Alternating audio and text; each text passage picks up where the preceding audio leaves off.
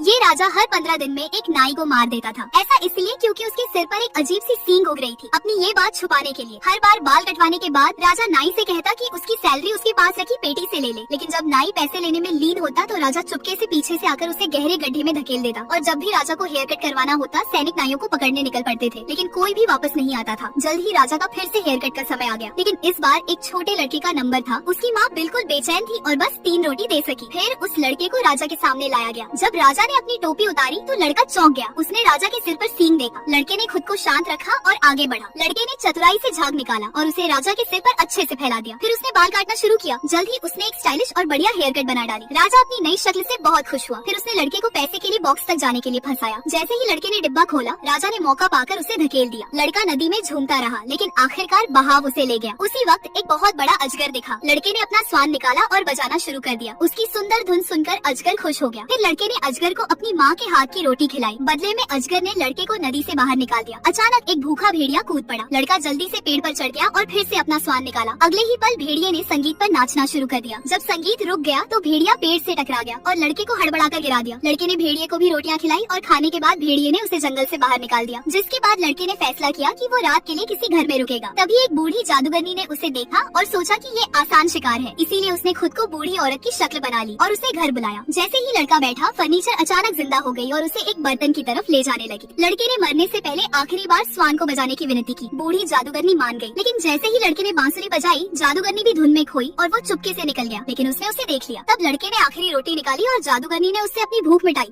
रोटी खाने के बाद जादूगरनी ने उसे एक जादुई जैकेट दी। इसे आमतौर पर पहनने से वो बच्चा बन जाता था और उल्टा पहनने पर वो बूढ़ा हो जाता था। तभी लड़के के दिमाग में एक गलत आइडिया आया। अगले दिन लड़के ने जैकेट उल्टा पहना और महल में जाकर कहा कि वो राजा के बाल काटना चाहता है। बाल काटने के बाद राजा ने उससे कहा खजाने की संदूक से पैसे ले लो। लेकिन जब लड़के ने संदूक खोला तो उसने कहा कि उसने इतना सारा सोना और जवाहरात कभी नहीं देखा, जिससे राजा हैरान हो गया और जल्दी से देखने के लिए दौड़ा। लड़के ने मौका पाकर राजा को संदूक के अंदर धक्का दे दिया और सैनिकों के आने से पहले ही लड़का पर्दों के पीछे से चुपके से निकल गया। फिर उसने जादुई जैकेट सीधी पहन ली और महल से बाहर निकल गया। जब वह सुरक्षित हो गया तो वह फिर से अपनी असली शक्ल में बदल गया। इस तरह सिर्फ 3 रोटी और एक स्वान की मदद से लड़के ने न सिर्फ खुद को बचाया बल्कि बुराई से भी छुटकारा पा लिया।